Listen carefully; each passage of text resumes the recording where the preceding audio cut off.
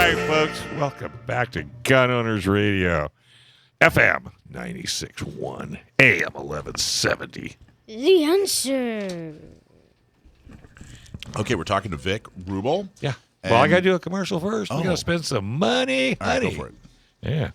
PRMI Mortgage, primeres.com/Alpine. Hey, are you in the military looking for help with a VA loan? Or if you're looking to buy, refi, or if you're considering a reverse mortgage, call our local mortgage guy that you can trust, Chris Wiley at PRMI Mortgage. For nearly 25 years, Chris has been helping local San Diegans with all their mortgage needs. Give Chris a call at 619-722-1303 or just go to primeres.com/Alpine. All right. So Vic, how do you guys coordinate with Leatherneck Magazine? Yeah, absolutely. If I give a shameless shout out to your sister, who is the editor of Leatherneck Magazine. They're both fall under us, sort of under the professional development wing.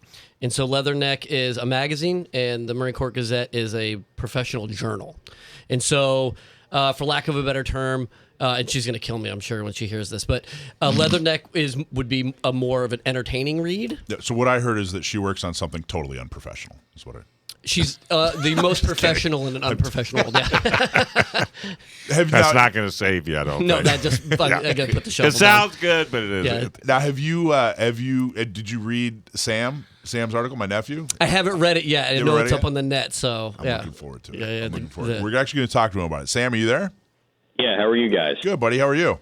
Pretty good. Do you guys know each other? I don't, only know of, yeah. Oh, okay. Obviously, All right. Nancy speaks very highly, so. So you wrote an article, my friend. We're not going to try to stump you this week. We're giving you a bunch of time to talk about the article that you wrote and got published. Congratulations. Yeah, drive some readers to the articles.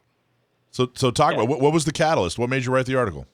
So this is actually my third feature article for Leatherneck Magazine.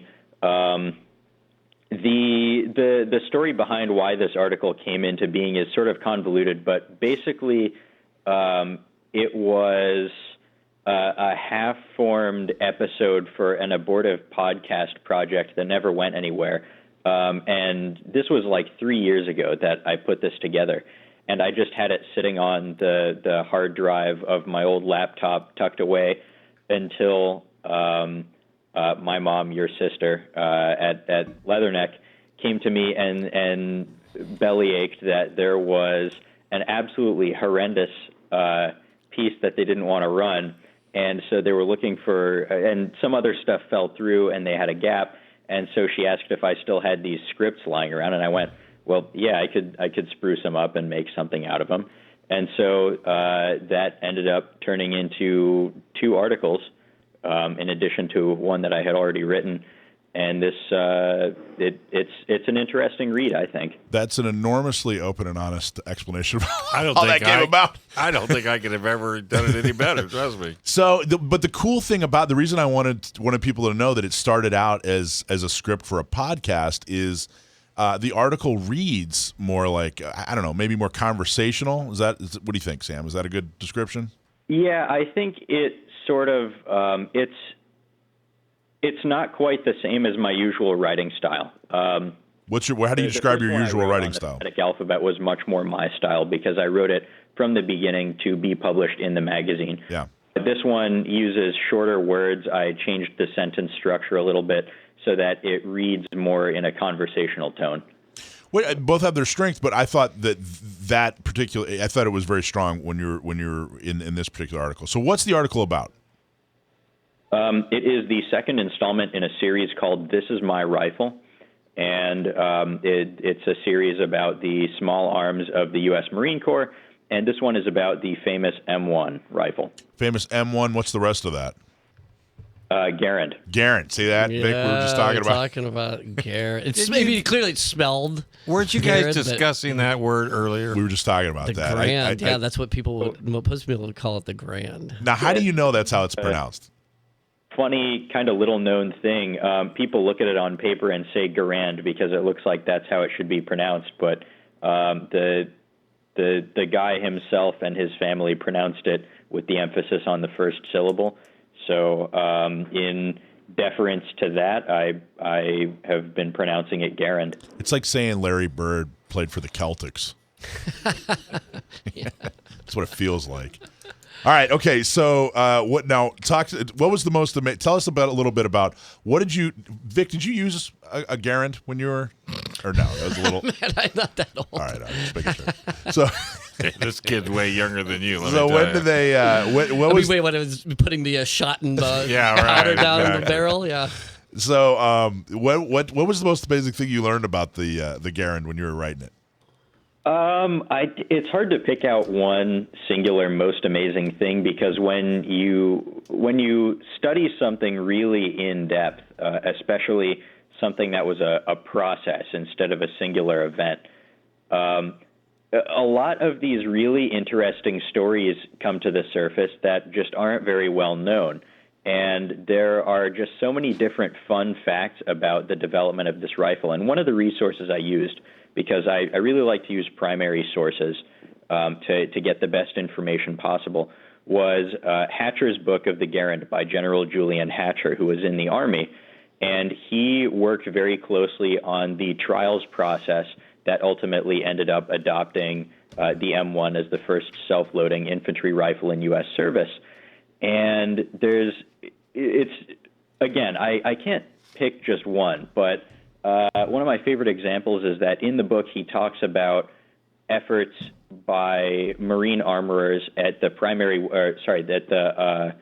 precision weapons section on Quantico, which is right near where I live, to accurize the M1 for shooting matches. And the methods he talks about are some of the same stuff we use today. Like he says, for example, the hardest thing is bedding rifle properly. And what that means is basically making sure that the parts of the barrel and receiver that mate up with the stock have firm and secure contact so that the barrel harmonics aren't disturbed as much.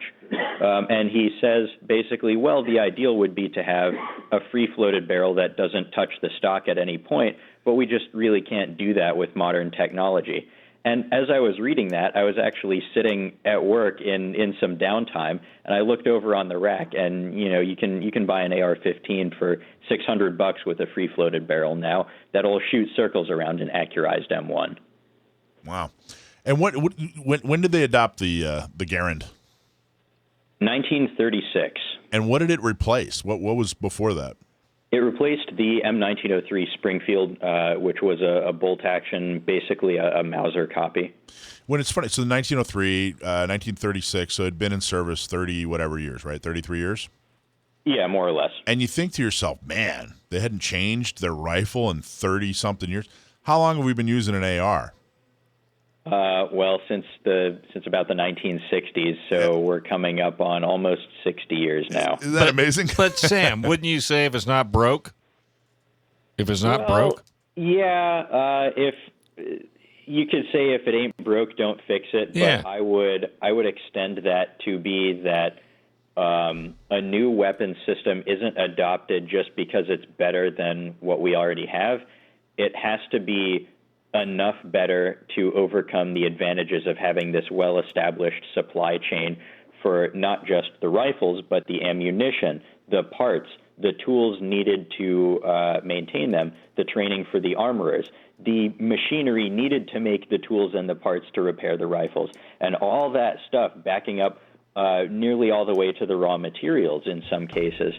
So when you're studying as a logistician on some kind of new acquisitions project, you really have to take all those things into consideration. And this is something that General Hatcher goes into detail in the book when he talks about how the M1 was originally developed in a new 276 sort of slightly less powerful round. And the idea there was that it would produce less recoil, so it would be easier to shoot, and the ammunition would be a lot lighter, so you'd be able to carry more for the same amount of weight, and it would be less expensive to manufacture.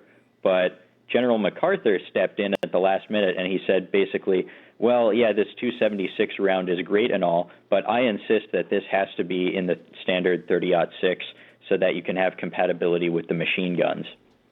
It's interesting. Vic was nodding his head the whole time you were talking about why they replaced. What were your thoughts on that? Yeah, so obviously we did a lot of embedded partnerships. My last tour, I was actually in the UAE helping train Emiratis, and there was a lot of commingling of ammunition and weapon systems, especially when you're partnering in country in a host nation that's sort of fallen apart. I was in Afghanistan and Iraq doing that kind of work, and just logistically trying to support their operations when some guys have 7.62, other guys have 5.56, some other guys have God knows what they're pulling together, and then to tell them we're going to go do a 4-day op, and you do you're basically doing your pre-combat checks and inspections, and you're like, you have the magazine with the wrong ammo, dude.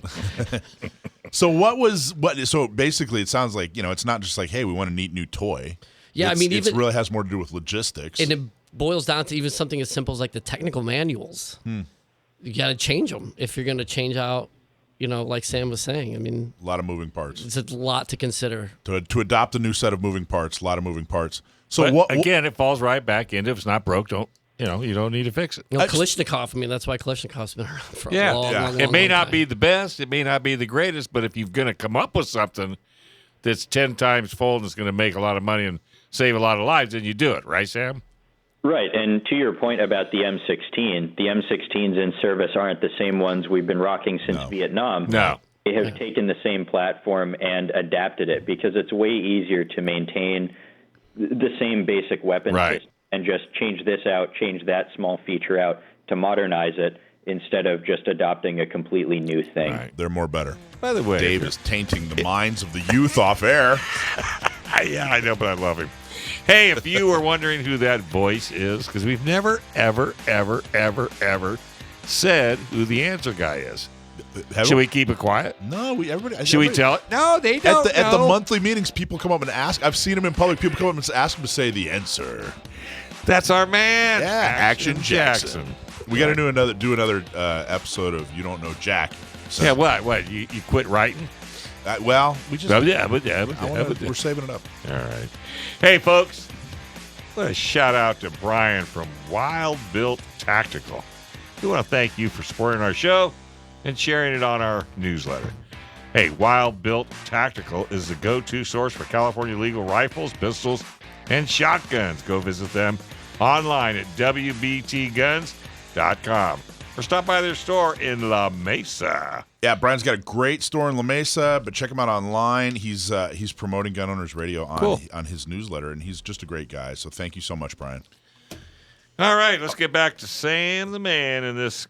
Man, cool article, right? Dude, I'm literally mesmerized. So he wrote an article on the Garand, and we were just talking about. Dave was saying, if it ain't broke, don't fix it. Yeah. So what was broke about the Springfield 1903 that the Garand fixed?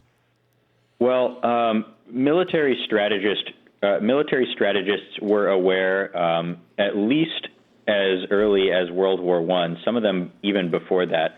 But during the First World War, they realized that if, on the rare occasion that a rifleman would have an enemy combatant in his sights, he would basically only get one shot. Because in the time it takes to work the bolt on a conventional bolt-action rifle, if you haven't hit, then the person you were shooting at has gotten his head out of the line of fire.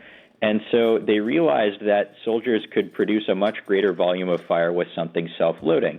And machine guns had already established their presence on the battlefield as a really revolutionary technology. So they were looking to figure out a way to bring that type of firepower into the hand of the individual soldier. The problem was, well, there were a number of problems, but a lot of them came down to durability and lightweight. So you can start with a belt-fed machine gun and then just try and cut things away to make it smaller and lighter, but the result is never small enough and light enough and simple enough to mass produce at low cost and be able to field as a replacement for a bolt-action rifle.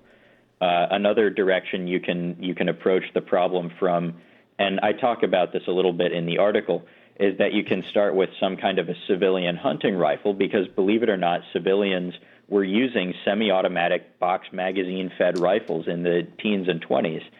This is not some kind of new technology.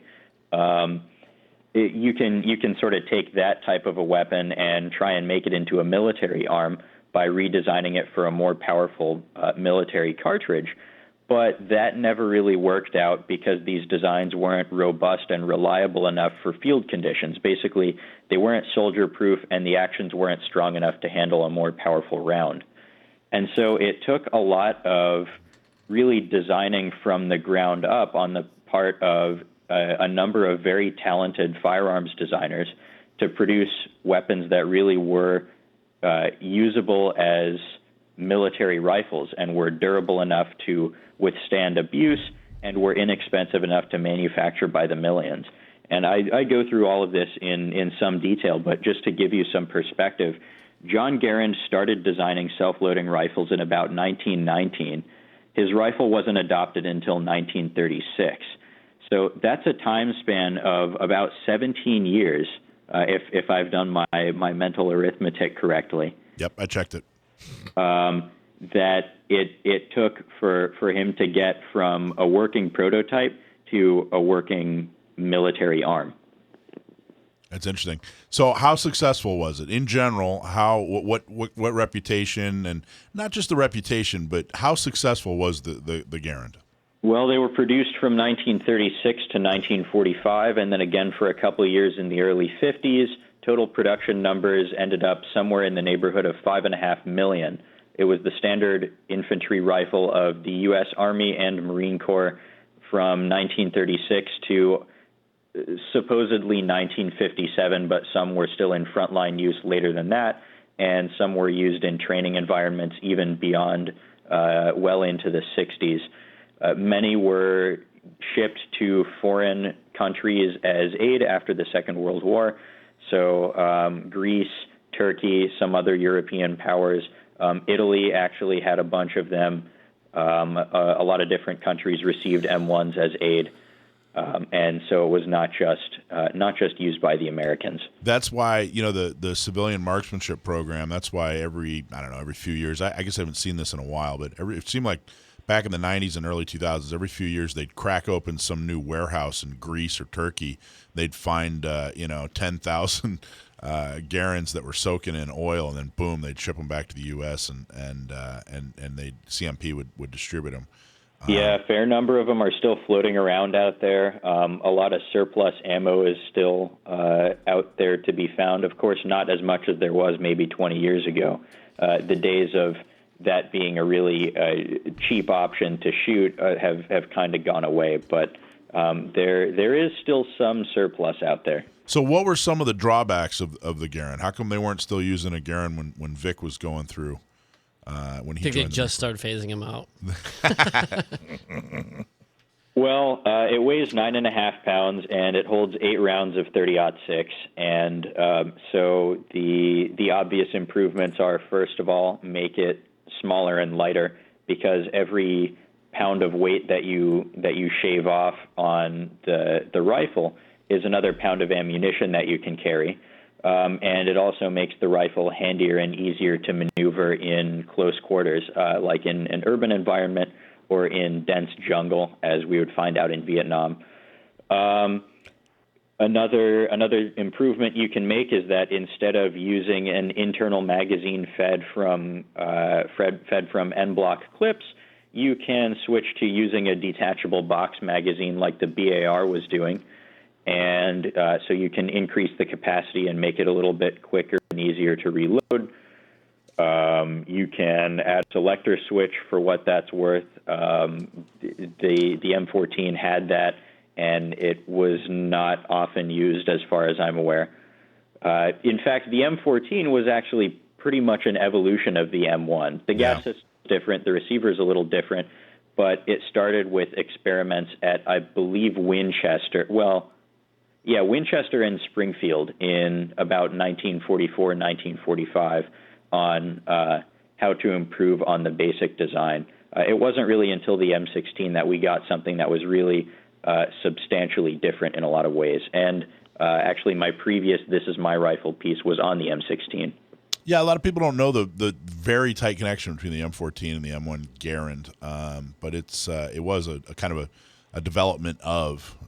But yeah, so the Garen was I think inarguably extremely successful as far as firearms go, and I don't think anybody would want any other. Like for example, if you're wanting to get someone off your lawn. I would do it. Well, it's iconic too because they still use it ceremonially. I mean, Yeah, if yeah. you go to 8th and I in DC, all of the silent drill teams still use this. So Sam, let me ask you a question. Between the M1 and the M14, which was the heaviest? The M1 weighed about a pound more, give or take, depending on the exact cut of wood in the stock. Because I was in, talk about age, when we used the M14s. You know, we didn't have anything but those, and I know that freaking thing was heavy. Well, they actually still use those. Oh, no, I know. I don't know about today, but as late I as never the fired 90s. an M1, but I was very, very happy with the M14. I didn't have any You complaints. can still buy one. You should buy one. I should. I'll bet you can get one from Wild Bill Tactical, actually. I think I got to go back and see Sam. Is it on the list? Yeah. Oh, and from We're his in shop. California, Yeah, I hello. think you probably. Well, you might have to alter it a little bit, but. not Well, I alter think it. that's it. The article's awesome. I think we've definitely Congratulations, Sam. piqued the interest. I think what we're going to do is we're actually going to send this link or send a link to the article out. Is that cool? Can we send this out to promote Leatherneck in your article? Yeah, works for me. Sounds good. And if from a 30-plus year radio guy, revisit the podcast because you are amazing. You can keep somebody glued to their speaker for as long as you want to hang on to them. And I'm telling you that. I've been doing this for many, many, many years because you're very informational. You can archive them. You can put them in a library, what people want to talk about because you're very topic focused. Just thought I'd say it on air so you won't forget. He's got the looks for a podcast too. I wasn't gonna say that, but I got to recycle that. But joke he'll every make you couple sit weeks. there and listen to the whole thing. I mean, you don't. He's an drift amazing off. guy. I And he's not even my relative. I think I was going to say I think it's in the DNA. No, it's not. I think it is, but it's on your sister's side. But it's isn't on. it? Well, she's my sister. Yeah, I know, but she took it all. We're You on the got same nothing. side. No, she took it all. Trust me. Awesome job, Sam. Thank you so much. Excellent. Vic, what'd you think of that, man? Yeah, I mean, it's so really great that this kind of material is coming out At of his age. Yeah. At his age. age. He's like 10 years older. I mean, just being an MFA guy, anytime someone's writing, I'm like really pumped because it's just a dying art. Yeah, I know. How do people find the Gazette if they want to read more? Same place. So MCA, so that's phonetically, it's Mike Charlie Alpha Marines.org. And if you look on there, you'll see both the publications. We have a lot of other resources, tools. We have tactical decision games for those who are who want to do kind of war gaming type stuff, archives, articles, and we have a battle studies packages. So if you're in an area and there's a battle you want to tour, you can check out our website. There'll be a bunch of information there to help you get cool. spun up for. I didn't know about that. That's awesome. It's Is that something you worked on? I am working on it currently, but it was already established. Very good. That's Which you cool. can take Vic. full credit take for the it. credit. What Yeah, the heck? it was me. Of course, Come it was on, me. I did Of course, it. it was me. Thanks for watching this clip from Gun Owners Radio. You can watch us live every Sunday from 4 to 6 p.m. California time, right here on our YouTube channel, or if you're in the San Diego area, you can listen to us on 1170 a.m. We're also available on your favorite podcast platform for free. Don't forget to like and subscribe so that you can help restore and protect the Second Amendment, not just in California, but across the country.